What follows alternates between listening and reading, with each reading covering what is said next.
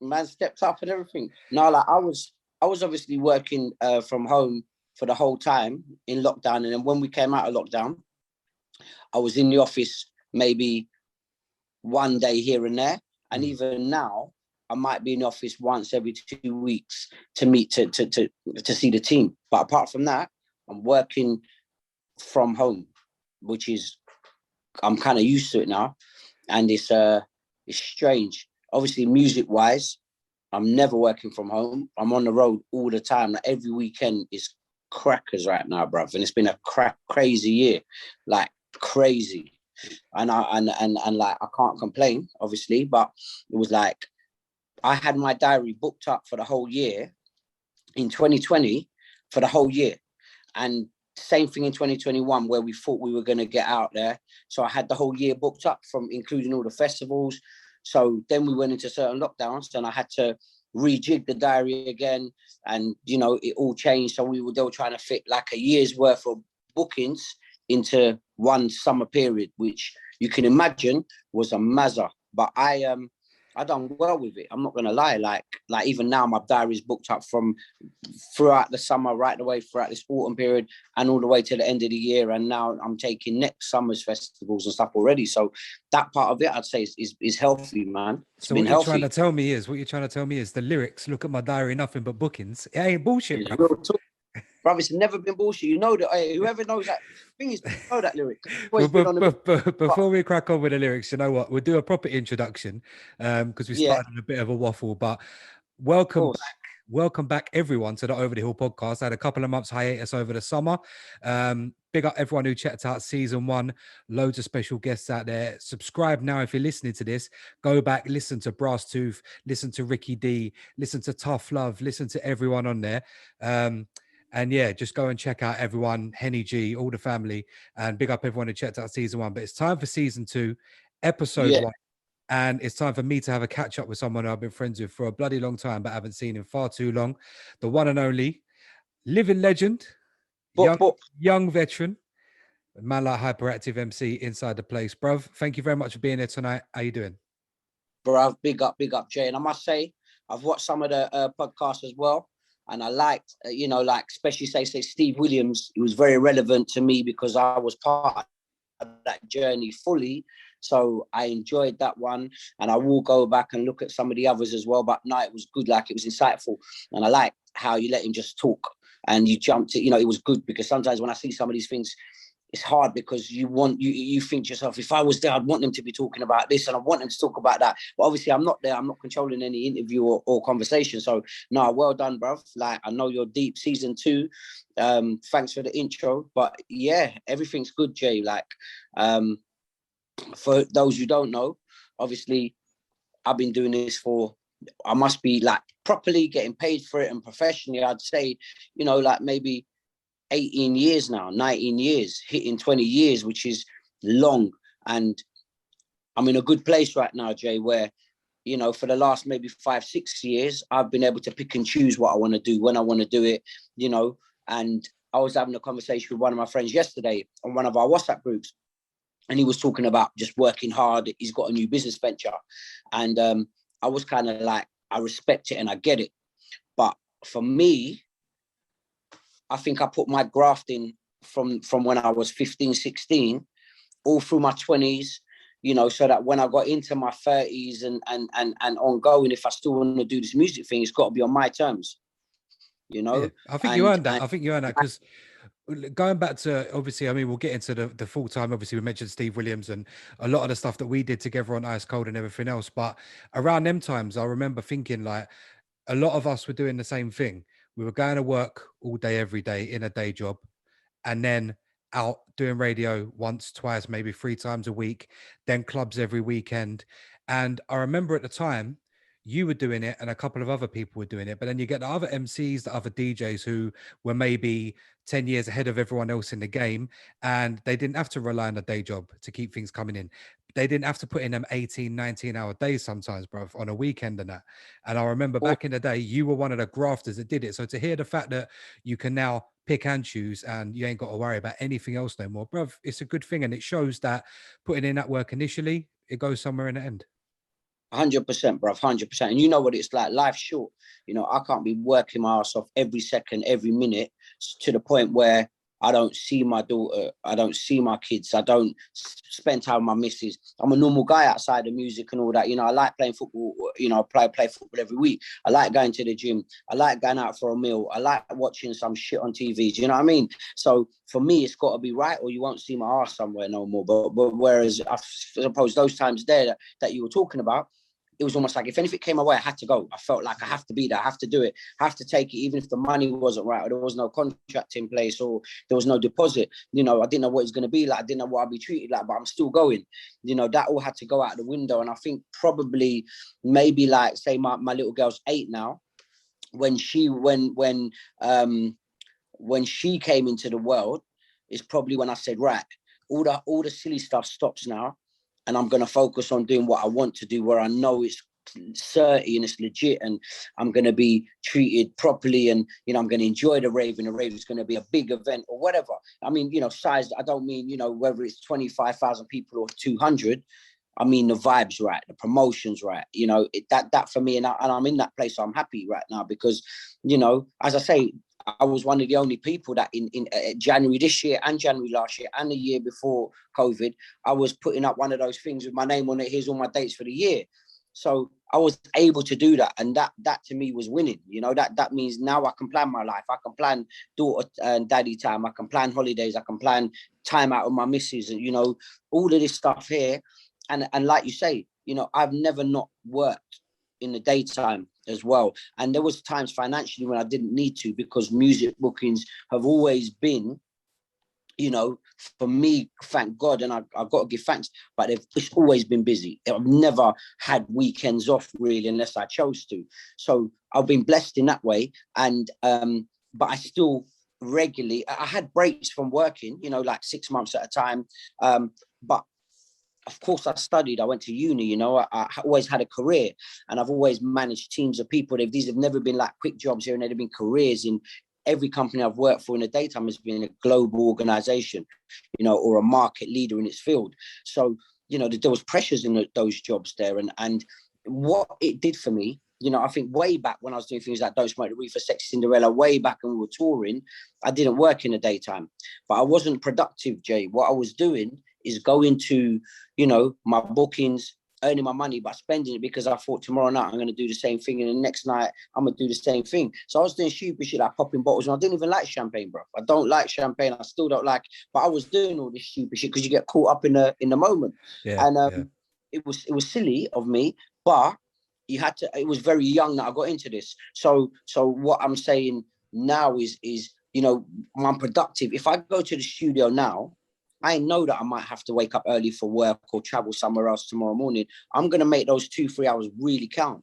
There were times when I was in the studio back then, like where I didn't have to work, and I could wake up at 3 next day. Nothing was getting done, bro. yeah. Like, I'd be in there with Sharky and people like, we'd be drinking brandy from the bottle, talking shit. No work was getting done. Now I plan, I'm focused, I go, and I know what I need to do, and I know I've only got 2 hours, so I'm going to use those 2 hours. So I think the work thing is hard to juggle. Back then, like you yourself, like it was hard to juggle sometimes, but you kind of, you know, you build that gene in you where you appreciate certain days. I'm not going to sleep that night very well. I'm not going to have a lot of hours, but I can make it up on Wednesday. And I'm still like that now. I say it to my missus, like, she's like, I don't know how you do it.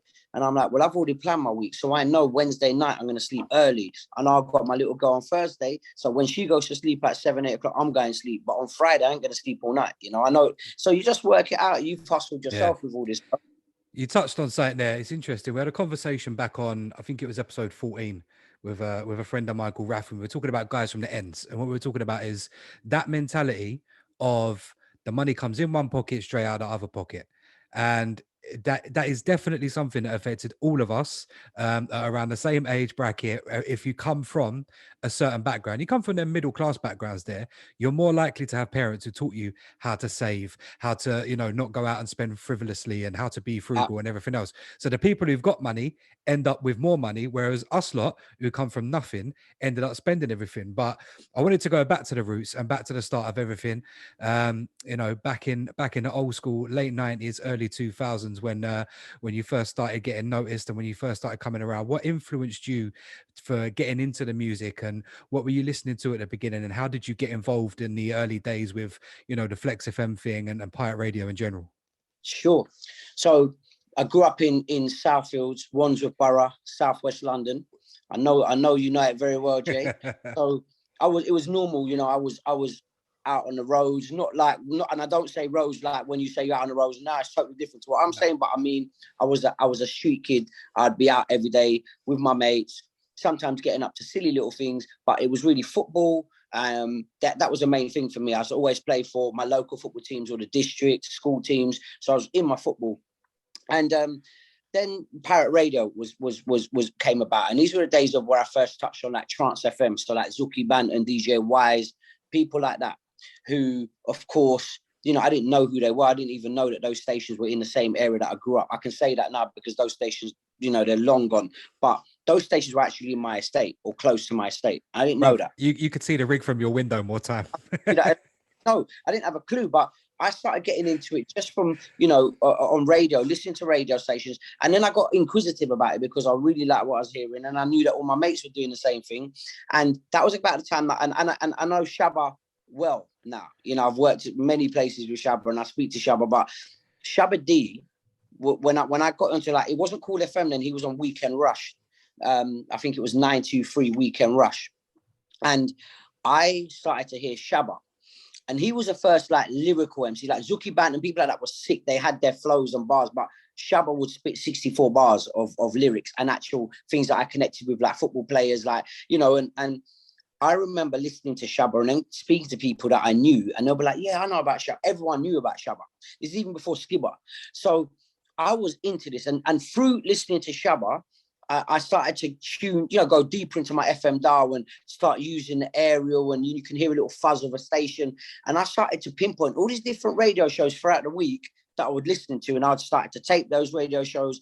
And it was so you know, and I said this to Shabba face to face before that. He was definitely Weekend Rush, Shabba, Red Ant, you know, Funky Fleur, all of those guys I listened to. Now, Cool FM, as you would have known as well, like Brocky, all of those names were there. 5-0 Moose. I used to listen to all of that. Now, we had a youth club, and it was West Side. And there was a guy called Weston. I'm still friends with Weston on Instagram. I know he's doing his football thing. He does like football training or some kind of role within football. But back then, he was like the person that worked at West Side, keeping us all in check. So we would go to this youth club and really to play football, hang out. And we used to speak to him about the music thing. And he, somehow through the council, he got us a deck. So it was one deck. We had our like cheap mics at home and whatnot. Because at that time, I think, yeah, we were plugging the mics into those big stereo soundbox things and spitting over the music and the tapes. But we used to take those mics in, and we had some lights, and there'll be about five of us. And we would go into this room, plug it all in, and just spit bars. I was spitting Shabba's lyrics that I heard on the tapes that I taped over the music. And slowly and surely, you know, it was, I lived for that day. It was always a Thursday night. I even remember that now, yeah, 20, 30 years later, whatever it is. I remember now, it was a Thursday night, and we'd all meet up and go, and it was a buzz. I wasn't spitting to no one. There was no one in there apart from me and my friends. Slowly, other people from other areas started to come down and do the same. And I realized that, I remember that guy from football or from school, but I didn't know he spit. And everybody was trying to do this thing. A lot of people were. And slowly we started to build a crowd where actually people weren't playing football at youth club, and people weren't going out just to go to youth club, they were actually going there to see us. And that's when I started realizing, like, wow, I need to write my own lyrics. You know, like I can't spit Shabba's lyrics every week. And sometimes if I didn't hear Shabba on the weekend or whatever, then I had no new material. You know, it was mad. But I was about 15 or 14 then. And yeah, like from there, I started going home and like writing little, they were probably dead bars, but I had the passion and the hunger for it. And I still can picture in my old bedroom at my mum's house, sitting down, listening to stuff on my Walkman and just writing something, you know, writing. And I probably had influences from jungle, and it was drum and bass then. Moving forward, what happened is, I was in the estate one night, Remember, every Thursday I was at the youth club spitting, and people from my estate used to come in. It built up. There was a little crowd starting, people from other areas. So people kind of knew what I did. And I was just on the estate with my friend Adam. We were just like doing whatever. And DJ Nut had set up a little station. They were on Don FM at the time, and this is when Don FM was big. This is big Don FM, you know, where even me, I was a fan. I used to listen to it. I used to phone in and do shouts, and when my name was mentioned or anyone on my estate, I was like, oh my God, I felt part of a community. And anyway, I knew Nut used to do guest shows on there and play on there, and Stevie A and all of those guys. But he also had his own spin-off station, which was called Juice FM. And Juice FM was actually in the estates, in Southwoods. It was there in a house. And he walked past me because he used to come into, because he was obviously someone I looked up to musically. You know, this is a guy that I grew up around, and he was on Don FM and known me playing at Teen Rage and all that. And they're places that I used to pay to go to with my friends, you know, and I'd see him on the stage. And he said to me, what are you doing? And I said, oh, nothing. He goes, I'm doing a radio show right now. Come up there and MC. And I was like, what? And I'm like, of course. And this was late. So I remember I probably had to phone my mum and that, like, and say to her, you know, like, I'm not going to be home yet. And she's probably cussing me, but there was no way I was going to not go. And I remember we went to the person, I won't mention their house, but we went to their house. And it was just like, wow, it was like a drug to me, because I now could see it in the flesh. And it was a setup, and I just remember feeling nervous. I knew that my girlfriend at the time was going to tape it for me. And I started to see the phone ring. Now, you imagine Juice FM was just an estate local radio, but it had some listeners locally, and the phone was ringing. And you know, I only had seen the other half of me at home listening as a listener. I hadn't seen what happened behind the scenes. And it was just like, wow. And Nut stepped up and he gave me the mic. And it was like, it was a big thing. Like, and sometimes I think about those days because it does ground you, you know, sometimes you get carried away with this thing. I could play it somewhere, you know, with 50, 40,000 people at a festival, and you still want to remember why you're doing it, because, you know, sometimes you don't even think about it. Just get on stage now and do what you do. I don't even plan, you know, or just do what I need to. And then, you know, those times there, something so small was so big to me. It was a different experience. And I remember staying there for really, really, really till late, just on the mic, and I couldn't put the mic down. And that helped. And I have to always big up Nut for this, because, you know, it's not to say that I would have never got on pirate radio if I carried it on. And yeah, I probably would have, of course. But that gave me that belief to, okay, now I'm going to go home. I'm going to really write some lyrics, because if I'm going to get invited again to do an hour, 2 hour set, I can't spit the same things. You know, I need material. And I want to be the best, and I want to be, you know, noticed. I want them to hear what I'm saying. So that's when I took it really seriously. And other DJs from the Juice FM, local guys that I knew, started calling me up to come to the radio shows. And I was getting a buzz off this, like a real buzz. And I started to get booked to little parties around the place, you know, in Battersea, in Wandsworth. And, you know, this is when I first met like So Solid, before they were So Solid. You know, they would have parties in Junction and Battersea. And it was all like, that was my little scene. And I felt like, you know, I never thought I could do anything with it, but that was enough for me at that time. Yeah. There was no money or nothing involved. You know, there was no, my buzz came off the fact that people in my estate would rate me and say, oh my God, I heard you on radio. And that was enough to keep me going. But the next big step, you know, and there was Scandal FM, there were other local pirate radio stations that I would go on and get a call up to, but I wasn't a regular on any of them, but it was, you know, big moments. But I went to, I got kicked out of my state school at that time, which was Southfield School. And I got kicked out just before my GCSE years. And my mum sent me to do my, I was at the end of the list to go to another state school. You know, I wasn't high priority to go to another state school. So because of the timing, my mum and dad paid for me to do my GCSE years in a private school.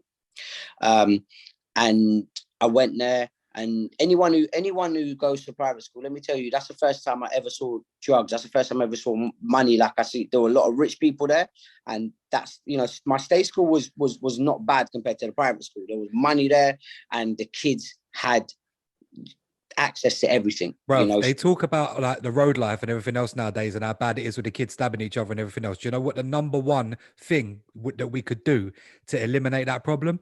Ban rich middle class white people, bro, because they are taking more cocaine and killing it. smoking more crack than anyone else in the But country, they are bro. killing it. Because you know what I noticed, yeah, when I went to that private school, I know we're a bit off topic and I'll go back to topic, but what I noticed at private school, I've come from a state school with all my friends from the estates and from the hoods around South London. And I'm going to this private school that my parents are paying a lot of money for.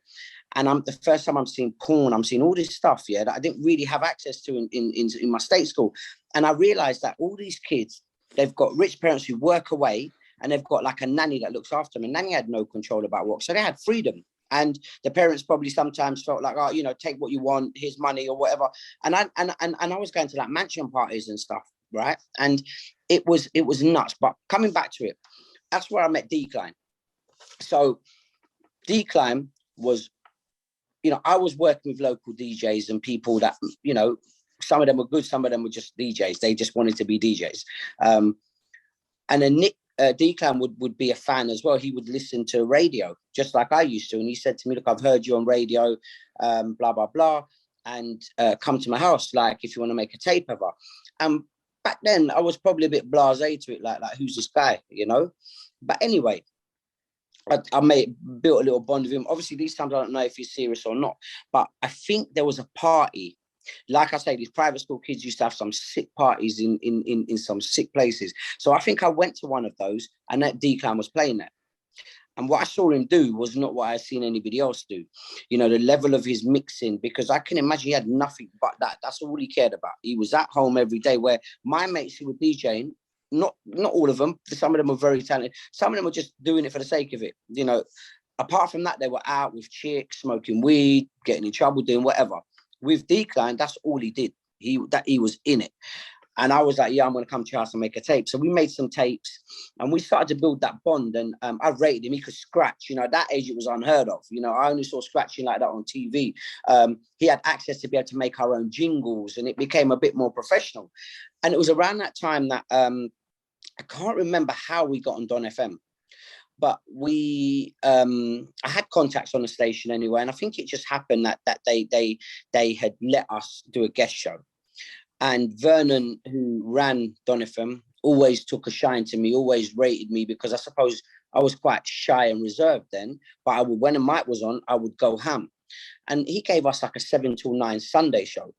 Now, that was sick for us. That's where the platform was. So me and Deekline, and we started to bring a few guests on, not any big names, but I did that for like a couple of years. And I believed in myself then, Jay. I started really going for it and started looking to networking, started looking at what other people are doing, going record shopping with Deekline or other DJs and really getting in there and understanding this thing.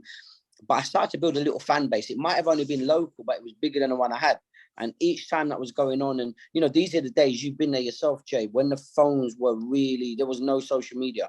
There was no YouTube, no Twitter, nothing else, not even the chat forums are open these times. It was just the 3 phones going crazy. And I'm reading the comments from people saying, oh, big up you. And you really start to believe, like, okay, maybe I can do something. And fast forward, this was a time when Jungle was kind of, you know, I know Jungle's never died. Jungle went abroad all worldwide and it's still huge. But this is a time where garage was starting to make a lot of noise. And the girl that I was with, her sister was a raver. But she was raving to garage music. Other people I was speaking to were going to garage raves. And I started to get the tape packs from her. She would borrow the tape packs. And when I'd go and see my girlfriend at the time, I'd steal the tapes because I was really, really like taken by this music. And I liked that flow of, it wasn't just like lyrics. I could really, there was vocals, there was dancing and it looked sexy. I saw some videos and stuff. You remember back in the days like Sun City videos, not even tape back. So I could watch videos of the rave. And I was just like, wow. And it seemed like the in trend, the fashionable thing to do. And everybody I knew was kind of getting into it. And that's where then I was able to Deekline was in it, I was in it, other DJs were in it. And I was able to then say, okay, you know, I like this music and it seems like this is what's in. So I'm going to try and do this thing. And I found it a lot easier to write kind of hooks. And, you know, it was never lyrics at that time. It was a lot more about hooks and bouncy stuff. And it was smooth. And I kind of like that. And, you know, we started to do a garage sets every week. And Flex FM at that time was a massive station. You know, I know Don was huge, but Flex was huge. And we got in there quite early. You know, we got in there quite early. There's all backstories about Flex. You know, Ricky could tell you as well, because I know he was involved at one stage right at the start. There's loads of different things which we won't go into because I probably won't be the best person to speak about that stuff. But it became its own breakaway station, Flex FM, and Easy D, Kappa, those kind of people were running it. And it was, you know, I won't say exactly where it was, but it was quite local. And me and Deekline got a set on there. And that is when we kind of stood up and said, all right, we're going to start making music. Our show's not just going to be an MC and DJ. We're going to start, you know, we're going to have jingles. We're going to have dub plates. We're going to do all the stuff that we had heard the bigger DJs and stuff do on their sets on Cool. And we wanted to sound like that. And it just happened that, you know, weekly for years, I did that 4 till 6 on Sunday. Jay, I've been to Bulgaria. I've MC'd in Australia. I've been booked in Germany. I've been booked in Thailand. I've been booked everywhere you could imagine, from Dubai to flipping America. And people in other countries have said, I've got tapes of you from those days. And I mean that, like, maybe not every one of them countries I've been stopped, but I'm telling you, there's people in so many locations far away from home that have said, I used to listen to you on Flex FM. Big artists now, you know, that you know, in that era are in our generations, but superstars. I've met them and they've said, bruv, I know exactly who you are. I used to listen to, you know, that kind of stuff just makes you like, wow. You know, like I was speaking to Bashi about a year ago.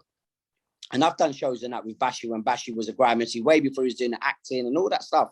But it was like, bro, you inspired me. You know, when you were doing those shows on Freeze FM and Flex and Raw Mission, I used to listen to that before I was MCing. You know, you, man, like that. And when you hear stuff like that, it's just like, wow. You know, like, yeah, wow. It's surprising. A lot of people don't realize that the artists that are around now, even the grime and drill artists, a lot of them, if they've put in their 10 years, do you know what I mean? Like everyone says like overnight success. Overnight success means 10 years. You're a 10-year overnight success. That's how it always is. And a lot of people in that time were influenced by your generation and even the earlier Gary generation. Like you listen to someone like Kano, half of Kano's bars are a tribute to fucking garage music, Heartless and everything. Yeah, like that's how it is. And 100%. I think with the international thing as well, I think a big thing that people forget about with regards to Deekline is just how big he actually became. And because he wasn't really a garage DJ, really. He's a proper breakbeat DJ, and he's probably one of, if not the biggest breakbeat DJs in the world. So when people go back and listen to his old stuff, there's going to be, even for years to come, more people that get introduced to your old sets when they go looking through the archives of where it began. So it's nuts in a sense. Absolutely. I wanted to touch on Deekline though, and obviously, you know, a couple of records that blew up for him. We'll get on to I Don't Smoke The Reefa because I know there's a good story behind that. But Sexy Cinderella. How did that come about, and what was the making process of that? Do you know what? It was literally around that time where we had established ourselves on Flex and we really knew that our phones were beating up. We had a lot of fans. We started to get raves. People were booking us outside the manor now. You know, so we were going into like the Watfords and the Lutons and the Bedfords and like Brighton. And home counties and that. Counties, yeah. Man was outside of London, you know, before it was like South London, West London. And, you know, we started getting some bigger raves. I'm not saying we were headlining anywhere. I'm not saying that we were getting the big garage raves, but we were doing maybe some room twos, and it just felt right. It felt like we were going in the right direction. So like I was saying earlier, around that time is where we started to do little dub plates, and literally he would make beats. And he was good at it, you know. The mix down processes we didn't really understand it at that time, but we knew that we could send it somewhere and someone else would be able to kind of, you know, we were learning, but we would make dub plays. And it would be my lyrics, some vocals that we might have sampled, and so on. And so during that time, it set us apart from everybody else. No one was doing that on our station. Nobody was doing that no one was really going music house. You know, I know Gina's crew came later, and they were doing a similar thing, but we're talking before that. So we, you know, Cinderella was made by me and Deekline. It was just a dub plate for our show, but it was, you know, he had the beat. We sampled it. You know, he sampled that Jackson 5, showed me it. I was like, I really like that, but I don't get it because it drops like crazy. When on the original Sexy Cinderella, and you know, people still tag me on Instagram on that original one where it drops and that bass is the most dirty. Bearing in mind, garage at that time was not dirty like that, you know, and. But the Jackson 5 bit's all ladylike and uplifting. So I'm like, what do I do on this, bro? Like, and that's where the Sexy Cinderella lyric was a lyric that I had written. I hadn't really spat on radio yet or anything like that. But I did it and it worked. And we did it, started playing it on radio. And it was going crazy. And then other DJs were saying, can we get it? Because people are phoning us up on Flex, asking us for the tune. And we're like, well, it's only a dub plate. So we then, I think, is where we went to Gavin Face Mills. He, of course, is a huge name at that time. Face, you know, and he mixed it down for us. I remember going to North London quick all the time. We went to his studio. I re-recorded the vocals. He replayed everything into it. They recreated it, and then it became serious. So it was Sale and Return at that time. So we went. Pressed up loads of them, and literally I remember one day when we had gone in to drop loads of copies off to different record stores, we were getting calls before we got home. We were getting calls to say that they've sold out, and we thought, okay, you know. And to me, listen, Jay, this year I haven't done one Sexy Cinderella PA, not one, not even, you know, not one, not at any festivals. I've just been booked at all these raves as an MC, but I you know, it's not what I do now. But I know at that particular time, at my age and at our age and what the scene was like, there was all that amazing garage, you know, that was coming out from Baffled, you know, all these great, nice and right, great productions, great tunes that I still love now. But there was this other generation, my age, that liked that kind of stuff that we made. And it was a bit gimmicky and stuff, but, you know, it worked. And yeah, it sold and sold and sold and sold. And that, you know, we already had the link with obviously Warner Brothers, East West Records, because of Don't Smoke The Reefa. And we had done a Don't Smoke The Reefa tour literally for about a year and a half and done Top of the Pops and everything. We had a vocal version with me and Sharky P on it as well. You know, so Cinderella, yeah, the process was literally, it was a dub plate, but everybody was going crazy for it. And I remember like getting on to my show, and the first, you know, 50 messages, half of them will be about play that tune, because they were probably looking for something new and fresh that sounded a bit different, you know, and it was different. And, you know, I hear it now. Sometimes I can't hate it because it helped me in many ways, you know, it helped me in many, many ways. But yeah, like it was for its time, it worked. Yeah, a lot of the, you know, you say the gimmicky quotes unquotes, but a lot of that is what pushed UK garage way beyond what anyone ever thought it could be. I mean, we're friends with Sharky and everyone else. Do You Really Like It is a gimmicky garage tune. The actual riff on Do You Really Like It is a basic riff that I know is pre-programmed on a random synth, because my boy had the same synth in his bedroom and he went, oh, turn it to number 17 and press play. And it goes, dun, dun, dun, dun, dun, dun, dun. It was like, wow. It wasn't the best record of garage by far, but it was catchy, it was popular, it was energetic, and that's what took it to number one. So solid are a different kind of thing when they went to number one, because that was raw, that was something brand new, that was garage on another level. But the gimmicky tracks, even the tracks that we can't stand, like Baby Cakes, they've got their place, bruv. But you touched on an experience there that I wanted to get into a little bit more detail on, because you showed me the video, but we never actually had a proper conversation about the video. Top of the Pops, around about what, 2000, with yourself and Deekline. But I want to send a big shout out to the other person, where there's a couple of others in there, big up man like Jepto and everyone else, but there's a guy there playing the guitar. Yeah. And I want to big up man like Billy Wiz. Billy Wiz, big up yourself, brother. What in the fuck is the story behind that? Let me tell you the whole fucking story. So we have just come off a year's tour. So we were on the top agencies at that time, and we were going to places from Newcastle, Scotland. We had gone abroad on planes just to go somewhere, do a set at a club and come back on a plane. Didn't even know necessarily where you were. You know, we were really on this whole tour thing, and all of the management around us, all of the agencies, we were going to those big super clubs. you know, as their special guest, headlining all these festivals, all these things, like crazy stuff. If you couldn't write it, if, you know, if this was a social media era, if that was a social media era, you would have seen a movie. But we were pretty much, you know, for us as young guys, quite young, you know, not going from like doing youth clubs to suddenly going to clubs, you know, chicks everywhere, people wanting to speak to you, your tune's massive in their area, and suddenly you're there, they're promoting it all month, and then you're that big guest. And it was just from Manchester, Liverpool, Leicester, Leeds, I can't tell. And in the middle of that, we were getting some bigger garage raves as well. So we had this, and it was all to lead up to the tune being released and charted. So obviously it charted, and it was at number 10 and number 11 in the national charts. And you got to remember, this is when you really had to sell music. You had to sell records and CDs. You couldn't, it wasn't about streams or any of that stuff or downloads. It was about selling records, units. And we were in the chart the same week as Madonna had released, you know, S Club 7, these big bands and artists, Shania Twain. You know, so we were fucking in the big league, but we didn't even know it because we were young and dumb, and we were just like, let's go with whatever happens. But anyway, you can imagine being that young and we're getting free drinks like for the first time. We're not just riders, we're have access to the bar. You know, we're getting pictures from every angle you can imagine. So we were living high on life. And when we got to somewhere like Top of the Pops, we treated it like whatever it was. You know, we treated it like it was just another booking, because we had done that. We were doing 2-3 at night, weekdays, weekends, everywhere. Literally, there was places that I went to that I'd never heard of, didn't get to know where I was, but I just would get out of the car, we'd get picked up or whatever and go and perform. And then we wouldn't hang around because we had to go somewhere else. It was really that kind of superstar life, like fast life. But by the time we got to Top of the Pops, I remember they said to us, yeah, that's the bar. You got free access to it. And we were like, what?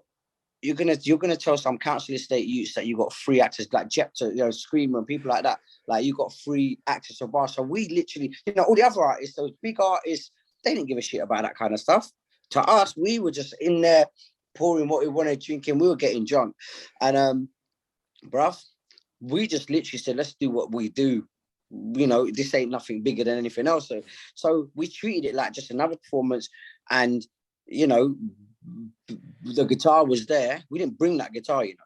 The guitar was in there in one of the prop rooms. We took it out with us. I remember when the lady was trying to do my makeup, and I'm like, no, I don't wear, bad man don't wear makeup, bro. Like, you know, all of that. Like, we were just treated it like whatever it was. No one gave a flying fuck, bro. Like, it could have been Top of the Pops, or it could have been my mum's garden. Do you know what I mean? It didn't matter. We were gonna do what we were doing. So that's how that happened, and we just had fun with it, bro. You got to remember, like, we were just young kids having fun. You know, there was no real direction. We were always told, do what you're doing because you do it very well. You got to remember, let me tell you something as well. Back then, record companies used to build bands and artists and make them into something. They weren't natural. Not all of them were natural performers and stuff like that. You know, they weren't. With us, we came from somewhere where we were natural performers. We would go on. I could say Ollie, Ollie, Ollie, or put your hands in there. You don't see pop stars really do that back then. So they loved us because they knew that we could bring energy. They'd followed us around to, you know, we had tour managers and stuff that would come out to festivals and raise with us. And they were like, wow, you're not just doing the tune, you're doing ad-libbing and you're talking and you're speaking to the crowd and all this stuff. And I was like, yeah, that's what we do. I have to big up CKP though. But you know why I'm going to quickly big up CKP? Because no one taught me about MCing and writing lyrics and how to spit and flow and tell stories. But what I learned from CKP was there's a whole other bit about hosting and speaking to a crowd. And I learned that, and I'm not scared to, I tell CK anyways, my brother obviously, but, you know, I learned that part from him. You know, obviously I've developed that over many years and made it into my own, but he was the first MC I was to hear and think, right, rah, so when you're not spitting bars, you got to talk to people and you got to host and and he was a don and he is still a don for it. But, you know, big up CKP. But that's what these tour managers and that just saw us as raw, you know, and they liked what we did. So, yeah, that's how that all happened, Jay. But there was a lot that went on that day that I won't touch on in terms of Top of the Pops. But the truth of the matter is, I remember the next day I was still with the man on the council estate, you know, and I didn't even talk about being on Top of the Pops because it was just another performance. I wish I did take it more seriously, and I wish, you know, because those things are on YouTube now with hundreds and hundreds of thousands of views everywhere, and people share it, you know, promoters share it, and, you know, it's around. But it is what it is. That represented who I was back then and who we were back then. So it was good times, and not everybody even now has got to that level in any shape or form in their life. So, you know, a lot of people know and a lot of people see it. But it's on YouTube. There's loads of different versions of that on YouTube. And there was an actual video as well that you might be able to find on YouTube. Yeah, if anyone wants to go and look at Deekline in a wig and Billy Wiz playing a guitar with no strings, then it's definitely worth checking out, I reckon. Yeah, listen, guys, it wasn't the best performance by all means, but like I say, you know, 18, 19 years old, straight from the council estate, didn't know what was really going on. We just flew with it, and we treat, you know, it's fun. It's kids having fun. You can't hate on that. Listen, most people on Top of the Pops actually used to mime, so you were one of the very few people to actually perform live. Bro, I was doing all of that. Like, let me see your hands in the air. Like, yeah, hands up. I was doing all of that. So, yeah, at least it was my voice on there, not no studio enhanced bullshit. Exactly. So yeah, no, absolute heights of heights. Obviously, garage did take a bit of a turn and a downward spiral a couple of years after that. Still in the early 2000s, around 02, 03, things started to decline a little bit, and then by 04, 05, things have really kind of dusted off. But not for you. You ended up being on probably the biggest pirate station, if, in my opinion, the best pirate station to ever exist, Freeze FM. You know, in the in-between time from Flex and Freeze, did you get up to much, or was it more just a little breather and then straight into Freeze FM? Do you know what? When Flex had finished, I went on Delight a bit. You know, Delight was still running. This was the interesting. And it was still local as well. That was the handy thing with Delight. And I knew everyone on Delight, you know, growing up, and, you know, So Solid had already bust by then and gone on to big things, but they still touched the station. They still would go and do So Solid Sundays. So it was a good platform to be on. This was an interesting time for me because, like you just touched on, which is very important, and a lot of people don't know, that there was this period of time where grime was coming through. Garage was still there. Garage has got a bit darker, but there was still the normal big, you know, the big garage sing-along tunes as well. And it was a weird time because part of me as an MC loved what I saw in grime. You know, it was new, it was exciting, it was raw. I could be free, you know, spitting bars. And one thing I've always done is been a writer. You know, I can write on subjects, on topics very quickly and connect it all together. You know, so grime gave me the platform to do that. So what you saw, a lot of DJs were playing grime and garage together at this time, and it amalgamated in a bit. Don't get me wrong, you know, grime picked up and blew in its own right, you know, with some amazing artists and MCs, and garage kind of plodded along. As you said, you know, I know there was that whole 4/4 scene that came out around that time on Freeze, and it done all right, but I don't think people were you know, it didn't take off fully. So when by the time Freeze come, I did Delight, and I probably did some guest shows. One thing, as you mentioned, Jay, is that I never had time off still because I had Cinderella and Don't Smoke The Reefa and things like that behind me, which meant when the big garage promoters weren't doing big garage raves, all of the commercial clubs were still doing garage because it was a dance type music. You know, you didn't want to put grime in there at that time. So I was still getting PAs, and you know what it was like. You'd be booked for a PA and then a half an hour hosting. So I was still eating and earning that way and still being out in the club scene because I could hear the other music and what was going on. So I was fine. And that's when, yeah, with Freeze, I got on Freeze and I was already listening to it. And it seemed like a good outlet because I started to see some of those grime heads go on there, the big grime heads like Wiley's, and, you know, and I saw some of the big garage guys going on there. And I thought to myself, okay, this is a good platform. And I had contacts on there. The people that run Freeze, Ricky and Ingrid, had booked me already as an MC at their raves. They were promoters in the first right.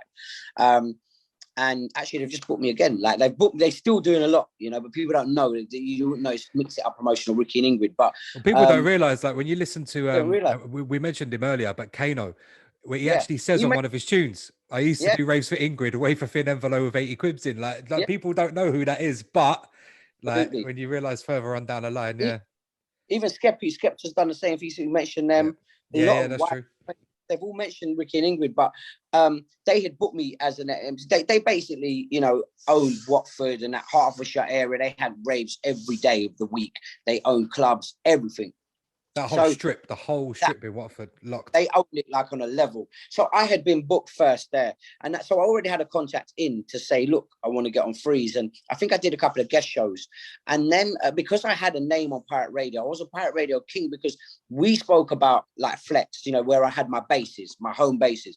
But outside of that, I was going on every other DJ and MC set where I could, because that was my social media back then. So I was going to North London, I was going to Royal Mission, I was going to this station, East London, I was going Rinse, I was doing all that. So for Ricky and Ingrid, I was like a safe bet. I was nurtured. I came up through that Pirate Radio scene.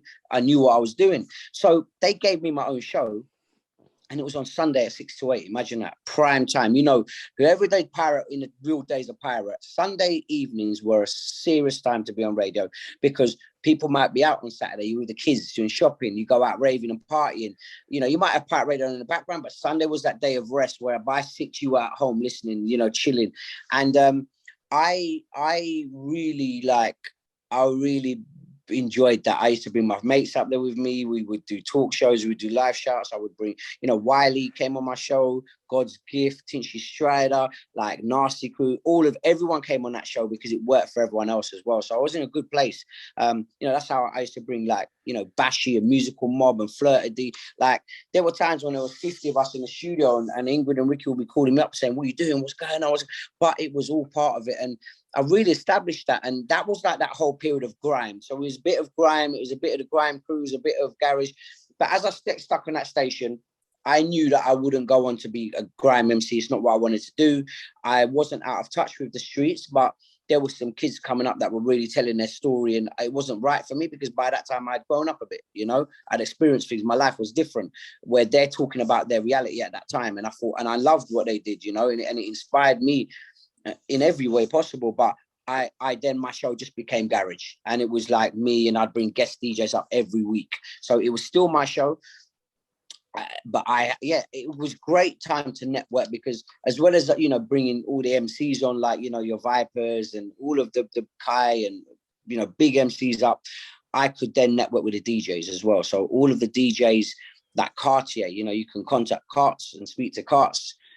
He wasn't a name in the scene yet, but I rated him. I'd done some raises with him, and I'm like, bro. So he'd be a regular on my Freeze FM show, and we'd do some sick, crazy sets. I spoke to Carts a couple of months ago, and he sent me like snippets of the sets because he still got them all. And it was like, bro, we used to do a madness, and I'm like, course, you know, and I had Ken K, you know, like obviously I was going to mention man like Ken K.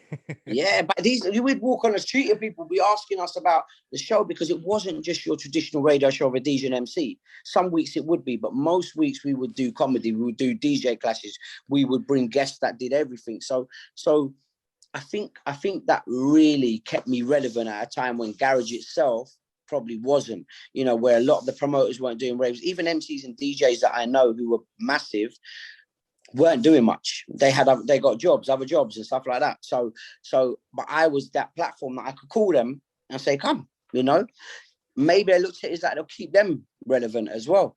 And all the way through till I suppose, you know, I went on then Ice Cold and Image Radio, obviously where you were as well. And again, I took that Freeze FM formula of my set. You know, it was my set again on Image and Ice Cold. No one else had, it wasn't me and a DJ. I obviously used that station again to bring guest MCs and guest DJs out. But you had your residents with me, like people like Spenny M, obviously, Bad Boy DJ, and you know, me and him had a good thing going on. Spinny, obviously, like, you know, Carts again. Those were good times for me because I'd established myself as an MC in the scene, and I was already then getting booked at your bigger raves, you know, and I had a good network of people within the scene, the big scene, name brands as it were, that this was my bit to kind of my practice hours. You know, this was my time to go, and I never repeated a lyric on those shows twice. You know, that there was a reason, because I didn't ever want to, and I wanted to keep writing. If I wasn't doing radio, maybe I would have gone just do the club work, and you lose it. You know, there's times when I haven't been on radio and stuff for 6 months, and then I'm just doing raves. And obviously, you know, at raves, I'm not spitting 64 bars and stuff in a rave, you know. I'm spitting a few bars on the drops and some hooks and hyping the crowd up, and maybe a couple of tunes I might rinse them out. But radio, you really had to, if you were doing a lyric set, you might do the first 45 minutes with vocals and lady tunes, but after that you're going in for that last hour, it's an MC stuff. So that really put me on my game, man. And as I say, like I had other videos out, I had a lot of mix CDs out at those times. I was jumping a lot of projects, and it was just a good time for me. Like I found myself, I think, as an MC, you know, whereas before that it was a bit grime, I didn't know necessarily what my style was, because I could do it all. And sometimes I sounded too much like a grime MC. Other times I didn't feel comfortable on garage, you know, like, but I think by the time we'd gone to the image, and I knew what I was doing and where I wanted to be. I remember at that time you got involved with several projects, obviously Vocal Flavors, big up the family, big up Man Like Zen, big up Pressure. Vocal Flavors obviously was a massive project, some of the biggest and best mixes ever. Obviously Pressure and Zen took that to Kiss FM and everything else, and you know that's a whole other story that we won't get into, because I want Pressure and Zen to come on and tell that story themselves. But there was another project that you got involved in, and you can correct me if I'm wrong, but someone said to me, I think it was my boy Kodos, who you know, he said to me, he's like, bruv, he's like, one time we were sitting there, we were having a drink, and he said to me, what is it with Hypes? And I was like, what are you talking about? He goes, he keeps bringing man out of retirement, bruv. And I was like, who are you talking about? And there's two names that come up. One of them we'll mention in a minute, but we done a track, and I can't remember what it was called now, but it had bare MCs on it, and one of the men that jumped on there was Vapor. And I hadn't heard Vapor for fucking years, bruv. And all of a sudden, he popped up on that record. And I know it was you that put it all together. And I think J.O. and that were involved in it. What was the story behind that? So these are times where Sharky, there were Vulture Boys. So J.O., Saint B, big them up. They had a studio in Middle Row in West, in Acton. And I obviously rolled with Sharky a lot. I still do. You know that we were tight on those radio stations, and he had done a few tunes with these guys, and some of them had videos on Channel U. You know, and they were also work with all of the Northwest London grime artists that were coming up, like your Flirta D's and SLKs and all of those guys from Northwest that blew up. So it was there every week. And I went to record some vocals on a track that Sharky had given me. So I met them all, and we just built a vibe together. Every week we were there once a week, and I recorded one of my mixtape, Believe the Hype. You know, it was just a mixtape with just freestyles on different people's tunes. But they were just building. JL was sick. JL was building mad beats every week. We'd have for anyone who doesn't know, go and check out Major Notes. Absolutely bad boy producer. Done a lot for us with our radio show and stuff as well. Big up JL every time, man. Big him up. Do you know what? He's a humble brother, and it was just a vibe. And don't get me wrong, me and Shark would be in there drinking sometimes and acting up, but it was a vibe like that. Like we built some good stuff, and had tunes, video tunes, and all that. But later on, then, so that went on for some time, and then we kind of didn't break away. We were all friends, but I think life gets in the way and you're doing other stuff. But I still use JO's studio if I needed to record adverts, if I needed to record vocals or tunes. And I was in there once, and I said to him, listen, he played me some beats. I said, what you got? He was always good like that. Jo was real. Like, he would send me beats all the time. But he had that Legend. The tune was called Legend, I called it. And he played it to me in the studio, and I'm like, you know what? I like that, man. Why don't I get all the MCs that I know, all the good MCs that I know on that track? And it was quite a lot to put together, but you got to remember, this is a time when not everybody was doing a lot. So it was easy to get people involved because they knew that I was doing stuff because I was on radio every week, and I was quite good on my social media. Social media started, Facebook especially, not Insta, but Facebook was there, and I was using it, telling people what I was doing, promoting stuff.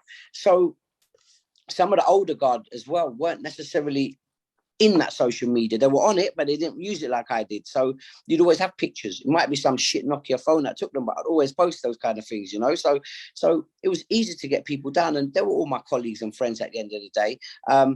And I remember like Vapor was someone I've known for years. I've worked with Vapor 100 times over, and sick MC, very, very sick. He was sick even back then. Like people know about Vapor. Don't get me wrong. He's quotable. He's one of them quotable MCs, man. Yeah, but Vapor's got fans outside of garage. Way up. Yeah, he's done hip hop stuff. He's done grime stuff. He's done stuff totally out of our. If you don't know Vapor, people might not know. But even back then, he was sick. So I always rated him. And I remember anytime I got booked in certain areas, like Essex and around that way, Vapor would always be on the lineup. So we became friends anyway. And yeah, he came through. Daps came through. Obviously, Daps was Dapper then. Daps came through. Sparks, obviously, rest in peace, Sparks family. You know, Kai, Arby, of course, Sharky, Flirta D. You know, Jay Harvey was on the chorus as well.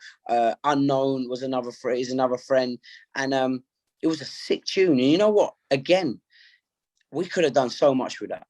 There was a niche because there wasn't really any MC tune really that time in our scene that was banging out. But again, it's just not doing the right thing at the right time, really. We had it, you know, if it was later on down the line or I was more focused, I would have made sure a video got done. But before that, I was jumping another few tunes. And, you know, I didn't flop it, we all kind of just carried on with life. But I still got that tune. The tune's bad. That is a bad tune. But it is that time period, like you say, it's before your little one came along. It was that time period where all of us every weekend during them Image Radio days were on a madness. Busy. If we weren't busy, we were doing radio and then going Sam's Chicken till 10 o'clock at night. Like whatever. There's that. You know what? It's all of that stuff. Like, you know, it's maybe just being happy with what you had at the time. Yeah. And sometimes you don't need to. Sometimes you need to think outside the box, a bigger picture. And you know, as I said, it was a good time for me because I was already getting booked to the bigger raves now, you know, the bigger garage raves in our scene. I already had that commercial thing locked because I was doing all the youth, the student stuff and those big, you know, the works nightclubs and those first leisure type clubs. So I felt that I was in a good place. And it was going well. So stupidly, I shouldn't have thought like that. I should have said, you know what, I've got a banger here. It's my project with J.O., you know, I've got all the people on. I've done the hard work now. We've given out to DJs. They're telling me they love the tune and they're playing it. If I was thinking differently and I was focused on video, would have been the next thing straight away. You know what I mean? Yeah. You know, hindsight is what it is. I mean, it's an interesting time period, like from around, you know, we talked about it earlier about the pirate scene was our social media. And then the emergence of social media, but you didn't have the ease of going live. You didn't have the ease of, you know, the best cameras on the most basic of phones like you do nowadays. So in them times, documenting stuff. That's why you can go and watch videos that we all took from Image, and it looks like we filmed it with a potato, bruv. Because like at the time, that iPhone 3 was the bollocks. But in reality terms, nowadays it's dead. Like, dead. Yeah. And that's the thing, you're right, you're 100% right. It's at our fingertips. Everything is, you know, Facebook and stuff wasn't on my phone back then either. So you remember, you take photos and then you go to your computer and your laptop and try to upload shit, and it was long. And you know, if my journey, we were before that digital age, and part of it I'm happy about because, you know, no one was there on their phones in clubs. No one was there worrying about what everyone else is doing. You could focus, you could, you know, live in the moment, as it were. But part of me is just like, I would have loved it to be documented because there were so many good times and we achieved so many things that people never know about unless we tell them, you know. And people, you know what life's like. People don't want you to tell them, want you to show them. And it's hard for us to be able to show them all of what we were doing, you know, all the photo shoots, going to like celeb parties and all that stuff. We can't show them because it wasn't documented. And you're right. If I had a phone like I have now, you know, or a phone like for the last 5-6 years, back then, I would be touching that button all day long, and everyone else would, and everything would be there. But you know, it is what it is. Like I say, we grew up in a generation where we played Knockdown Ginger. We played out till it was dark. You know, we played you know, we grew up in a where you're out on your bike, you're chatting you actually speak to people. You know, when I got with my missus and we're out having dinner somewhere, we always notice couples that are just there. You know, I'm not saying you've got to speak every minute to each other, but they're just there, and these are young couples, and I'm saying to my missus a lot, I said, look, this is the generation, they've grown up on their phone, they've grown up on their phone, we had to physically make relationships and relations with our mouths and our body language, and you know, other people growing, that's not their fault, but you just click a button, you just talk on that, it's all online, it's on a Snapchat, it's there. If it's not, then it gets awkward when you put your phone down, you're there in front of someone, what do you say? You're losing your life skills, you know. Like there's two sides to the coin. There's one side of the coin where I sit and I think to myself, in a way, I'm glad that we couldn't document it because it makes conversations like this a lot more special, and it makes the memories a lot more special. But also, I'm glad we didn't document it because when my missus asks me, how my life was back then, I am glad there's no footage, bro. I was a wild guy some of them times we were out and about. Right. So, yeah. Bruv, you're right. You know what? They're exactly that. There were times when I was acting a fool, you know, and I wouldn't necessarily want that documented. But you know what? We live in the moment. What happens wherever it happens stays there, and no one. It'd be fine if we watched it back, but no one else can watch that shit back. That's some of what them, I mean. Some of them long journeys and the conversations in the car, like people talk about them being like life-altering conversations, bruv. Some of the conversations between me, you, Mocha, Eric, bruv, we'd all get cancelled. You could never publish them conversations. No one could ever be privy to any of that. Crazy. And you know what? It's like memories, isn't it? Like memories are with us anyway. We take them wherever we go and we learn from it. Those memories make us who we are today. It's all part of the journey. It's you know, we know what it was like. It's now even, Jay, when people say to me about pirate radio, people meet me and they say, oh, my brother used to always listen to you every week, or my sister used to always tape your set. You know, it's very hard for me to even go back to that to say, to realize how big that's all they had. If you want to promote yourself, music, you made a name on pirate radio. You weren't, there was nowhere else for you to go and make a name. You know, now some of the gimmicky stuff, and, you know, I love all the comedy and all that stuff that happens out there, but you didn't have a chance to do that back then. It was serious music. It was serious. You had to be serious about your grind. You know, now you can get, and I'm not saying it's a bad thing, but you can be a good entertainer, not the best with your music, and still get through because people like watching you. You can be funny and get through that way. I'm not saying there's anything wrong with that. You know, I respect everyone's hustle, but I'm saying when I came up, imagine, Jay, I came into a scene when garage was the culture. You know, it was the culture. It's like what drill and trap is now to the kids, right? Yep. Back then, you go hairdresser, they're playing garage. Cars going by every 2 seconds, it's garage. Sitting on a bus, it's garage. In the charts, it's garage. In JD Sport, it was garage. That was a culture. Everyone walked it, talked it, dressed like it, slept it, ate it, shit it. Oh, it was garage. And there's little old me.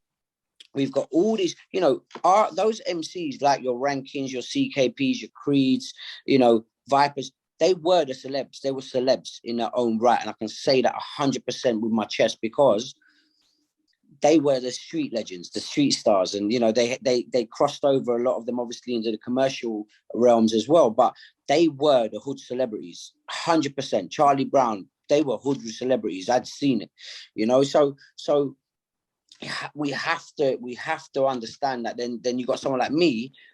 I couldn't be a joke or anything trying to get into that scene. It wouldn't be taken seriously. I had to graft. I had to grind. I had to do 10 shows in a week and go to all different parts of London when I didn't even drive, on buses and tubes, and because there was no other way for me to be heard. That was my social media. It didn't matter that I might have a good personality and be funny. No one gave a fuck about that back then. Now you can jump on your Instagram live and have a little, you know, whatever, and people may buy into that and say, like, regardless of how good he or she's at music, I rate them, you know. And big that up. But yeah, we really had to grind. There was no half stepping when we were coming up. None of that. So we talked about the garage culture. There's someone, you mentioned his name a couple of minutes ago, and he's I've reached out to him about coming on the podcast. And I know when he listens back to this, he's going to have to come on because he can't let you come on and not him come on. Someone else that you kind of brought out of retirement, a legendary voice in the garage scene. For me personally, probably my favorite MC. RB. Bruv. What happened? How did he go from being the voice of Sonship to obscurity to then coming back? What happened? I can tell you the story now. And me and RB, obviously, we're great friends. So I'm talking outside of music. I know his family, he knows my family. We meet up outside of music. That's my brother.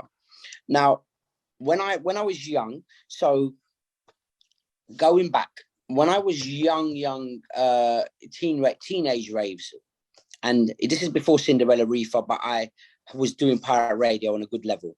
I started getting booked in West London a lot because West London had a good, healthy amount of raves around Ealing, right away through to kind of Harrow, Northwest London. And the MCs that I touched base with, I was the man on flex for MCs at that time. No one can tell me different. Sharky and Danger were the Ice FM MCs from West. And then you had RB that was kind of on wax, you know, already So we knew about RB. And I would get booked at all those raves in West London and Garage Fevers and all those under 18 ones as well. And it would just be us lot. It would just be us lot, the MCs. And I built a good relationship with Sharky, with Danger as well, and RB. And I always rated RB because I was in the studio. This is a true story. I was in the studio one day making a mixtape on Raw Mission. We called ourselves Raw Mission Hype Squad. And there was a lot of talented MCs. One of them was Flirter. And Flirter D was, with his sound effects and stuff, was really coming up, really coming up. Before Eskimo Dancer, but he was well known coming up. And I asked him, I said to him, like, bro, what inspired you to do all that shit? Like, we didn't know about no DW and all that yet. Like, it was like, what inspired you to do that? And it was like, RB. I heard RB. So I was like, and I used to hear RB, and when he did, bro, even now, like I do sets with him all the time, and I say to him, bro, do that. Let me say the let him wine. Let me say the let him wine. Let me say get ready for the blah, blah, blah, blah. When I'm hearing that kind of shit and the clarity in his voice, bro, I'm going to whatever DJ he said, bro, pull the fucking tune up. Pull the fucking tune up right now. I don't care what rave, what crap, that shit there. And I always big RB up to everyone because, so anyway, so I knew him from that era. And then he went to university, so he stopped doing the music as such. He wasn't around at them raves anymore and pirate stuff and whatnot. But I was doing the Freeze FM, sorry, not Freeze FM, whatever station I must have been on at the time, he would listen to at uni with his uni mates. So he would text in and I'd big him up and be like, bro, I've got tapes that, in my mum's garage, there's tapes where I'm saying, bro, you need to come back. You need to come back. And he was busy with his uni and all that. And when that had finished and he'd come out, I think that he went into work, met his wife, his now wife, and had kids, and he was happy in life. But he still checked in with me, whether it was through my shows. And around these times I was on Freeze, when I first got on Freeze, I think, and he had texted me. And I said to him, bro, I'm going to do Vulture Boys. I go every Thursday to Vulture Boys with Sharky, Jo, saying, and I want you to come to studio. So he hadn't done anything for ages, and he came to the studio, recorded a bar, and we kept him on the track, obviously, because he's sick. And so we did a video shoot. And it was from that time me and him connected a lot more. And I started to help him get work. I've got texts from him who says, you're like my agent, bro. You're like my agent. But I'll tell a promoter now. To me, and I've said this, Jay, is documented even as close as kind of 3 weeks ago. RB for me is the best garage MC, traditional garage. Yeah. RB, cannot write bars like me or Vapor or Daps or Precious maybe, right? He knows that. But in terms of that traditional garage, no one ain't talking to RB. I don't give a fuck who it is. I've said it on my Facebook status. I've put it on my story many times. RB, for that house and for that hosting MC style that we know sits so well on garage, smooth, silky, melodic, he's the fucking man. Yep. Quote me, I say it with chest. I'm telling the whole world that RB. So anyway, I started to bring him to these little things that I could and get him a few bookings. But then he was in Surrey, in Walton-on-Thames. And I wanted to move out of London a long time before that. I had enough of London. I like London, but London's expensive. And I used to come and check him in Surrey. And I was like, yeah, this is where. And lo and behold, a year or so later, I moved to Surrey, to Walton-on-Thames. So me and him are close now. So for about 2 years, we had a little studio set up in his house and we'd record. We did all the Michael Alliance mix CDs with Spinny. We had our own tunes from producers with so many different MCs and artists. Troublesome, big up Troublesome. Back then, Troublesome was coming on our tunes. Like it was that kind of stuff we were doing. And it was much more for mixtapes and whatnot and for us. But it was from there. That's how we came back. And it was literally just him touching base with me on my radio shows. And I'm like, nah, fuck that. You need to come and see me. Forget these shouts. Come and see me, bruv. And he did. And even now, I get in bookings when I can. If there's a booking that he needs to be at, I'm getting and putting him first, like bad boy MC, good guy, humble. No one ain't humble like RB, very well educated, good man. I could sit here for hours, Jay, and tell you how much I rate that brother. And, you and I both know I don't rate everybody. And I don't mean in terms of MC or DJ, like you're because you're not good or bad. I mean, as people, I rate RB. He's inspired me a lot. not in necessarily, well, in music, but I mean my life outside of that as well, you know. So yeah, bad boy MC. You need to bring him up here, you know. As soon as he got back to me, as we record this, he got back to me this morning, and so yeah, we're going to be talking. But I told him you were coming on, and now he's hearing himself getting spoke about. I know he's going to have to come on and tell his full story. So RB, when you hear this, we're coming for you. But yes, brothers, literally, for me, I stopped smoking because of RB, you know. Is it? Yeah, like me and RB go run deep, bruv. Like, trust me, we won't go into that story, but like, yeah, like that's family, bruv. Like 100%. Yeah, I just, some of my favorite sets, obviously, you know, when we did radio, you would touch down, Sharky would touch down, various other people. But some of my favorite sets is where you two, by the time you built that relationship where you could do the little back-to-backs and finish each other's bars and you knew where you were going, bruv, the second he would walk into the studio when we were doing our radio show and I'd hear microphone on, bad to the fucking stop everything. I'm not even playing anymore. I don't want to DJ. I just want to be a fan at this point. You know, it's such a weird experience because for me as a kid, when I was buying them Sunship records, like even when I bought like the Sweet Female Attitude track that he was on, and it's just like Sunship doing it sweet, bruv. The voice for me is the voice of garage, bruv. Like I know obviously you've got your DTs and Sharkies and we love them and they done what they done. But for me, as soon as I hear microphone bad to the but this is game over for me. Yeah, and you know what? One thing about RB is when I met him again the second time around and we were in the studio a lot, I would help him write. We'd write together a lot. That's why we were able to do those Michael Knight CDs where we're jumping on each other's bars, you know, and him finishing off my bar, me starting his bar. We wrote together so much. And that's a bit that I can say that I helped him with is like, okay, you know, yes, you've got the hooks. Yes, you've got that. But if on a track, someone wants something on a track, you know, I don't want you to miss out on those tracks. I want you to, you know, and so we would write and he would read it to me and I'll say, what about this? And he would, you know, there was a good few years of me and him sitting down working, you know, and we were getting bookings as Michael Lance, me and him, you know, a lot. But RB's life changed again. He moved out and he'll tell you this story, but he moved then with his family right to the coast, far out.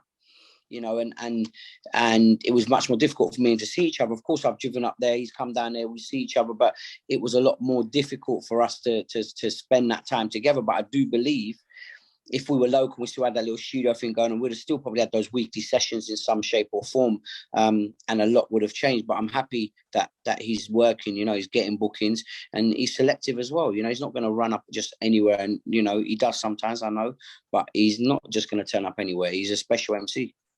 Yeah. And again, it's one of them things that when you don't have easy access to something and you don't see it all the time, it does make it more special when it does come around. And yeah, he's one of them people for me. I'm just, in awe, a massive fan of him constantly and consistently for years. So yeah, we spoke about a period in your life where your little one came along.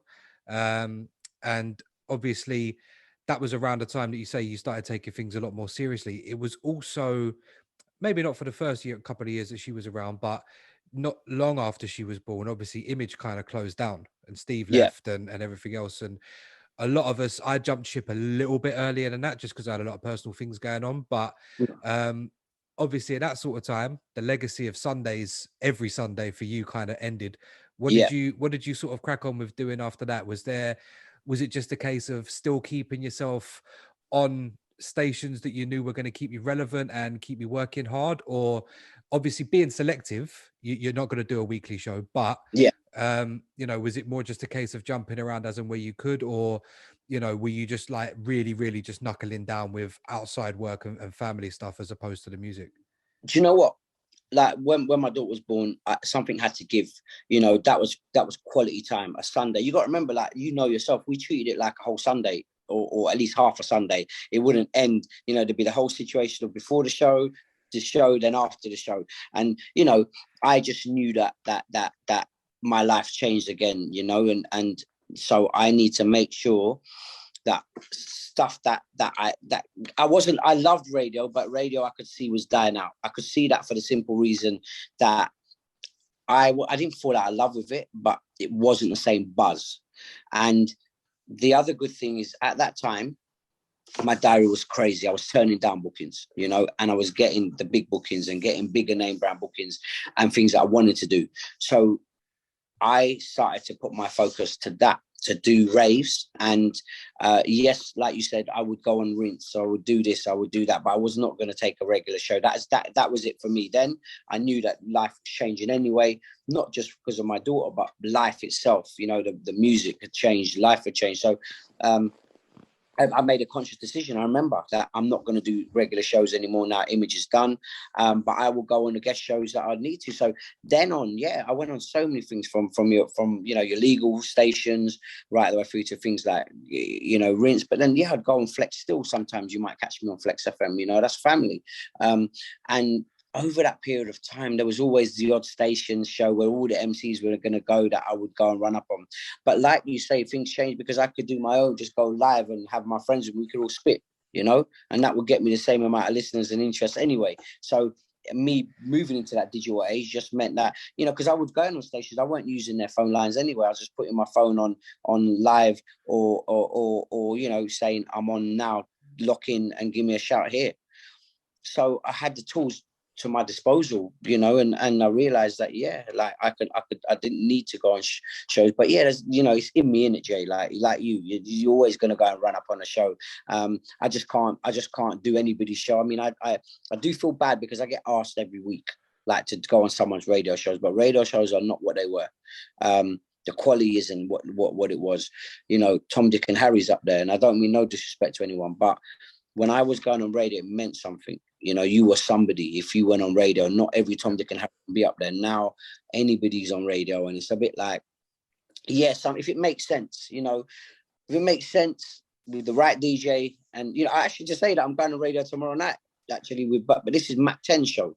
You know, Nasty Crew, they've got Roll Deep, the whole Roll Deep entourage will be there tomorrow.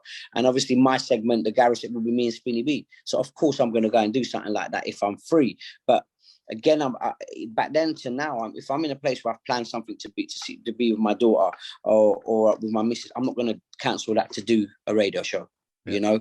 And this is the whole thing about me saying my diary's booked up from January for the year. Yes, there are some gaps that will fill in as the year goes ahead, but pretty much I'm planning my year at a time or 6 months at a time so that I can live life. But like it was I missed it at the start a lot because but then you got a daughter, you know, a child that needs all your energy and time, and you want to be there. You put that other stuff to the back of your mind anyway. And as I say, my bookings never slowed down, they got bigger. So when I left Pirate, it's mad because when I left Pirate Radio or radio in general, my bookings went through the roof. Probably I was a lot more focused. I was a lot more serious about it, you know, and like it's never really stopped since then. I've not had a quiet time. I can't think of a time where there wasn't bookings every month, every week, you know. During this summer period and before COVID, I was traveling to like Dubai to do booking and back here with free, but there were only the brands that I wanted to work for. And I could reel those brands off right now, and you won't really see anything outside of that, really. Yeah, if you've got a good core and a good network of people that you can work for. I know you've been doing some of the brunches and things like that. So obviously they seem to be the really big thing for the UKG at the minute is the brunches. So getting involved with something like that obviously can't hurt, you know? Yeah, it's sick. Like the brunches, and there's a lot of brunches, but UKG brunch, you need to come there, Jay. You can come with me, bruv. You will love it. Because you know what it is? It's a different type of raver. These aren't the normal ravers that I would see at Garage Nation, for instance, or something like that. This is probably the ravers that don't want to go out at night time, but they still like getting dressed up. They still like you know, getting dressed up, going out with their friends, having a party, but they want to be home by 8 o'clock. You know, whether that be with the kids or with the other half or just to chill, you know, because they've got work on Monday and it takes longer to recover when you're older. So you see a really good mix of people there, and you know, big up UKG brunch. You know, those brands that I work for at the moment. So in the next, say, from now to Christmas, the only brands you're going to see me at is Solstice events. Now, the Solstice events, they do 338, huge, massive venues. They did tours all around in summer from Bristol to Liverpool to Leicester to Birmingham to Leeds. They're huge, and they have a young crowd. they have a crowd, and I don't mean young as in, oh, it's a young, I mean the new generation are in there raving till 6 a.m. in the morning, and it goes off. And obviously anyone on my Instagram and Facebook would have seen I'm very active in my stories, I'm very active on my front pages, like I promote all this. You see that stuff there, you be like, oh my God, look at that, it's sick. But Garage Nation, UKG brunch, house and garage boat parties, raver tots, you know, all of these, they're the type of brands that I work for on a regular basis, that I will always work for, because I know what I'm getting and I know that I'm going to enjoy it. And nice, you know, Birmingham, I've got residencies up in Birmingham, places like that I've been going to for 4 or 5 years, and I've got a whole crowd there, and there's a whole amazing scene up there that I'm part of.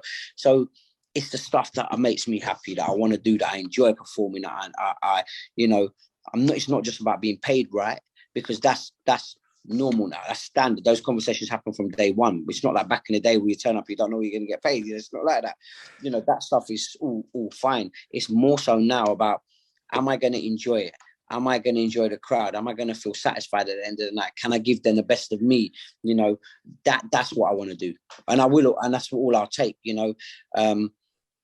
I just knew again when my daughter was born, I can't run around. I can't run around anywhere. I'm not going to run around for money. Like, yeah. I remember those nights. I remember several occasions. One comes to mind. I think it was in West, maybe Old School, Kensington sometime. I remember I was DJing, and the geezer who's running the event said to me, "Oh, I know your mates of Hyperactive. Like, he's going to come and do your set with you." And I was like, "All right, cool." So I turn up there, venue, a few people in there, but really it was dead. And I was like, the only thing that's going to get me through my set is the fact that I've got a friend come in to do the set with me. Yeah. But then we both stood outside afterwards, like, right, fucking hell. Like, that was a struggle just to get the 15 people in there dancing that were there. Do you know what I mean?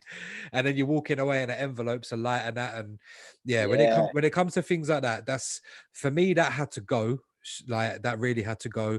Obviously, you know, when me and Eamon were doing Pasha and stuff, like things like that became very unimportant. But later on in life for me, obviously, you know, trying to career build and everything else, and you know, now I've met my missus, it's time consuming, bro. Other things are important to me. You know, I touched down on Eamon's show the other night. If there's going to be a show you're going to jump on, you're going to have to jump on Playback with Mr. E, because that show is popping. That studio up there is popping as well. He did. Oh, actually, he did ask me that when you're ready, and I kind of said to him, "Yeah, man, we'll get it in." Like, I don't really do radio. That's what I said to him. But of course, that's family. So tell him to pattern it up, bruv. He had Wicked on tonight. Actually, I caught a little bit of it, so I'm gonna listen back to that in the morning. Big up Wicked. But yeah, so I've jumped on there with him. But like you were saying, like with the live streaming and things like that, I can set up my laptop to stream Mixcloud from my bedroom, and I legitimately, I know this because I looked on the other streams for other radio stations. I get more streams in my bedroom of me playing disco and soulful house music than some of these stations are getting, brother. And it's like, why would I go and pay subs? You know, Playback's a bit different because, trust me, it's popping up there. But like, yeah, man, it's just the technology's changed, and why would you have to go somewhere? And it's different, I suppose. Back in the day, you were talking about at the start of the podcast with regards to the pirate stuff. Like, I think we all had that same buzz, and Ricky D described it on an episode that we did of, right, this is where the music comes from. And you walk into that flat or you walk into that lockup and you got that room that's padded out with mattresses and fuck knows what else to try and keep this. And you hear that sound, you hear the sound coming through, and then the door opens and the sound rushes out, that pirate radio stench, and you're just like, right, this is where it comes from. And for the first 5 years of doing radio, that will never leave you. But eventually, when you start getting used to a little bit more of a high standard and a better way of doing things, then it does become a little bit more difficult to get motivated. But these days, you know what? If someone rang me up and said, "Oh, you know what? I'm setting up radio in the kitchen. We're just going to bang an aerial out the window one weekend. Let's do it." Then, well, let's say I've spoken to a couple of people about doing that, and that might happen. But I would be the first one to be sign me the fuck up with that one. But present day stuff. What have you got going on? This podcast probably going to drop in a few days, maybe over the weekend. But what have you got coming up for December and over Christmas and New Year? As I say, my diary's fully booked pretty much. So this weekend, for instance, I'm in Birmingham at Nice Underground, a huge rave up there. Again, amazing crowd, always sold out.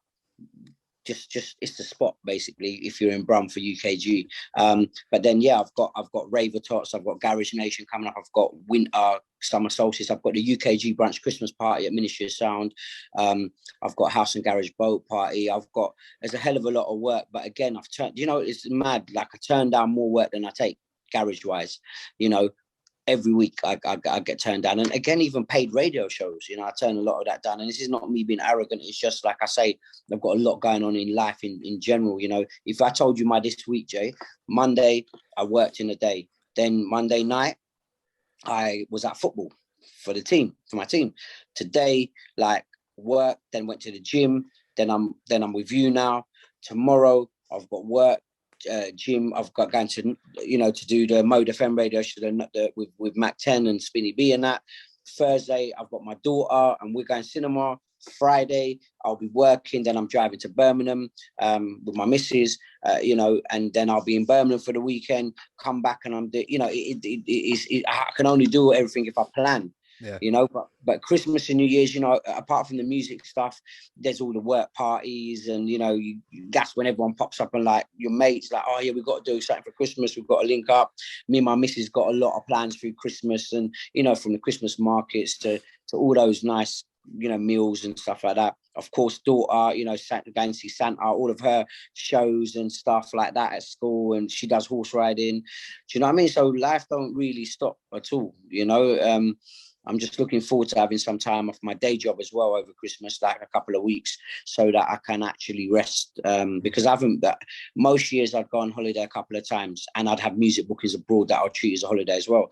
For the last 2 years, I've not gone abroad. I've obviously done maybe 20, 30 festivals this year, 20 festivals at least this year. So they were like my days out, where I stayed for a bit and enjoyed myself. But apart from those, it's been business as usual. I ain't been abroad. So I'm looking forward to next year, potentially taking some music bookings abroad. I mean, I've got some in my diary already, but whether they'll go ahead or not is something I don't know about. But, I'll go on holiday with my little girl and my missus, that kind of stuff is what I want to be doing next year. So if it means I'll take some time out from music bookings, then so be it. Yeah, I think we've noticed it this year. Like we managed to get away, went Budapest last year, went to Italy last year, even during COVID. Like, so having that break was nice. But this year, yeah, we felt it. I mean, it's got to the stage where we had like a little weekend away down, like not far from you, actually. We had a little weekend at a spa. And that felt like holiday, innit? Fucking holiday, bruv. Like but it ain't, you know what I mean? It's like literally we're in Southwest anyway, so driving down to Surrey is like 45 minutes, bruv. You're not even that far out the ends. Bro, I feel, what, me and my missus did the same thing, weekends away, like spa weekends.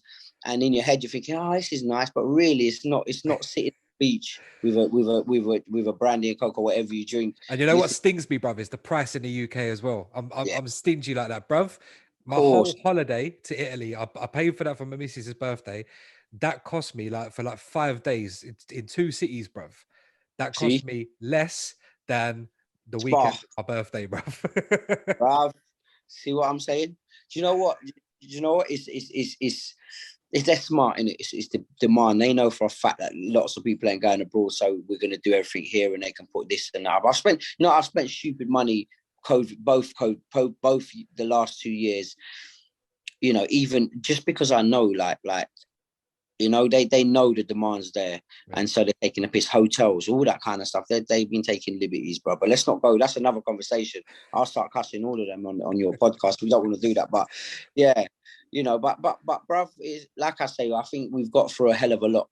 All of us, we've got through a hell of a lot. When you actually check it, we as people tend to just get on with it. Yeah, we feel like fucking know what's happening, but you then forget, you carry on. Life goes on. But if we one day you properly sit back and reflect at what we all faced, from living our lives as we would describe normal, for most of us anyway, then suddenly being told to sit at home. And you can't go out without wearing a mask, and the only place I can go is shopping. And then I'm questioning, well, why can I be around thousands of people in Sainsbury's, but I can't go? As I say, that's another conversation as well. But we all deserve it. Like I always say, like I've always been someone to say, be optimistic. Life's short. Enjoy yourself. now even more so. I feel like, do you know what I mean? Even more so. Yeah, no, you really like, you know, obviously everything we've been through, some of us have, you know, lost friends and loved ones during that time as well. So yeah, it makes you look at things a hell of a lot differently and value those small things. Like you say, you know, when you made changes a few years back, you know, there's perspective, there's things that happen in your life that are perspective changes. And Yeah. I think this has been one for all of us. And yeah, this is the first time I've done a podcast since things have gone back fully to normal. So it is good to be out of the other side, so to speak. Hopefully winter goes all right and everyone has a good Christmas and whatnot and does what they couldn't do last year. And you know, yourself included in that, bruv. And thank you for being here for the launch of season 2 of the podcast. I appreciate the time. No, bro, thanks for having me, Jay. Obviously, like, we go back, you know, way back, and I know that obviously everyone's busy in life, so we ain't seen each other, but it's still good to touch base and talk. Thanks for checking in. You know, I was always going to show up, bruv. I know we talked about it a little while ago, and yeah, you know, I was always going to show up, bruv. Yeah. Always big up you, Jay, and keep doing what you're doing, mate. I got to the stage at you know, just after the Steve Williams podcast where I went back to the office, and then I went back full time to the office, and then it's just like one thing after another, and it's like we're trying to actually sit down for a couple of hours and have a conversation with anyone. It just ain't happening. But I've jogged things around, and yeah, managed to get it together. So thank you for touching down. Where can people get in touch with you to check on that massive list of bookings that you've got and check out all the new tunes and everything else that might come out in the future? So I'd say, like, I'm very active on Instagram. So Instagram is at Hyperactive MC. And there, you know, on my front page, I post flyers and videos and footage from raves, and on my stories, but also Facebook. So Facebook on my government name. I won't give that out on the podcast, but if you're on there, I'm quite active on there. But also I have a Hyperactive MC page on Facebook as well. And Twitter, I'm not really active on Twitter, but I retweet things like flyers and footage that people tag you in from raves and so on. But yeah, if you're on Instagram at Hyperactive MC, and you know, I'll see your DMs if you need to ask any questions or whatnot. But I'm about, man, or come see me live. Most garage raves, you know, if I'm not there, then either it wasn't the one or the money weren't right or something else. But apart from that, you'll see me at a lot of them, man. And you got to come out, Jay. You got to come out. I'm coming out. Trust me, I'm coming out. Just something like the brunch, you bring your missus and that, like, she'll have a good time, you know, like you would enjoy that kind of rave. Yeah. And you should be at home by 8, bro. So you'll be home at 8. Do you know what? Before we finish up, it's funny you say that. I was at we went to a little games night around one of our friends' houses the other night. And we're sitting there and I'm talking to our brethren's boyfriend, and he was like, he's probably a couple of years older than me, he's in late 30s, and he was saying to me, he's like, you know, I don't really do like the raving thing and everything else. And he's like, I done my first ever festival like a couple of years ago. And I was like, oh, where'd you go? And he went, SW4. And I was like, how'd you find it? He was like, bruv, I really liked it. He's like, but you know what my favorite thing was? I could actually be at home in time for match of the day in bed. I was like, my guy. Fact, bro. Some of them Saturdays where I just do a brunch or a raver tots in the daytime or something, and then I've got my evening, go out for a meal with the missus, and you know, have a couple of drinks out. It makes a difference. You feel like, yeah, you know. Some days, bro, I've been like off. You know, just a few weeks ago, I was in Isle of Wight at a booking, got back in the morning from the hotel, had to go straight to Birmingham from there. From Birmingham, I had to go to this place and get on a boat. And I had to do, you know, that gets too much to do that every single weekend gets too much. So being able to go out in the day and hear good music and get home at night in time for who's your support, Jay? Who's your support? Bro, you know me and you are family Liverpool. In that regard. Yeah. Okay, cool. No, do you know what? It's just like, brother, I'm on a lot of football groups and like it's been good times for us lately. You know what I mean? So you know, I feel that after those bad times that we've had, getting cussed by anyone and everyone, now it's a good place to be, brother. I kept it humble, but there were a few times I had to throw a couple of slide digs at a few man, but you know. Yeah, bro. Listen, the problem is, Jay, I remember taking shots weekly for a long time from all Tom, Dick and Harry. So now I'm Tom, Dick and Harry, and I'm firing shots at everyone, bro. Like, I've been humble. You know me, like I've been waiting for my turn, but for the last 3 years, yeah, man. And I think it's going to be a good season for us no matter what. I just hope they keep Ollie at the wheel a little bit longer. But yeah. It's been a blast, bro. Thank you very much for coming on. Season 2, episode number 1 of the Over the Hill podcast. Over and out.